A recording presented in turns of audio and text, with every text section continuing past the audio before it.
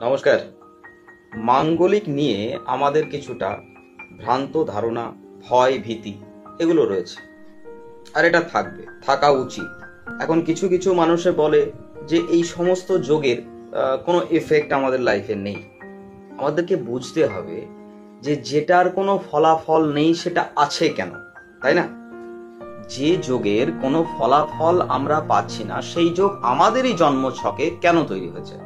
মাঙ্গলিক যোগ তৈরি হচ্ছে 1, 4, 7, 8, 12 এই সমস্ত ভাবে মঙ্গলের অবস্থানে আমাদের সম্পর্কের জায়গা, গৃহ সুখের জায়গা, হেলথ, পার্টনারের হেলথ ও ডিভোর্স পর্যন্ত হতে পারে, আর সত্যি অবশ্যই হতে পারে।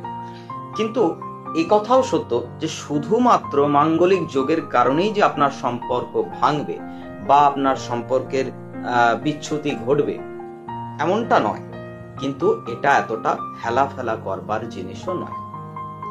মাঙ্গলিক যোগকে কেউ কেউ মাঙ্গলিক দোষ বলে থাকে, কিন্তু আমার মনে হয় মাঙ্গলিক দোষটাকে মাঙ্গলিক যোগ হিসাবে ধরা উচিত। তার কারণ এ যে শুধুমাত্র সম্পর্কের দি এন্ড করে এমন তো নয়। মাঙ্গলিক যোগ থাকলে মানুষের ক্ষমতা, মানুষের ডমিনেটিং নেচার এগুলো বাড়ে, আর এগুলো তো জীবনে চলার পথে প্রয়োজন আছে। মানে একদিক থেকে এর বেনিফিটস আমরা পাই, আর সত্যিই পাই।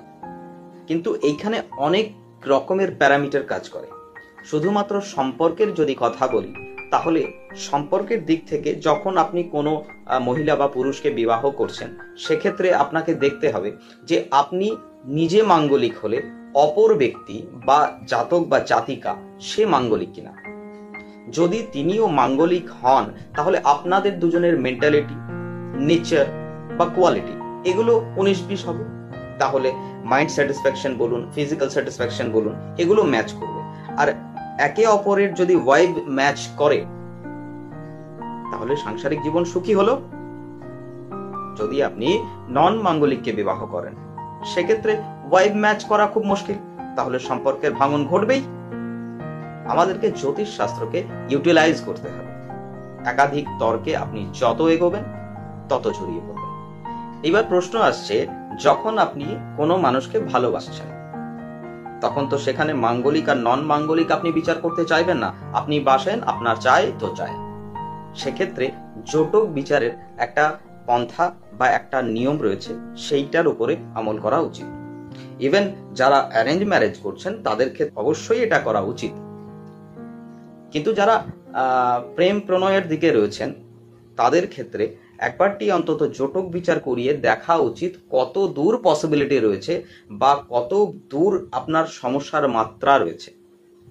তাহলে সেইগুলো মেজারমেন্ট করবার একটা জায়গা তৈরি হতে পারে।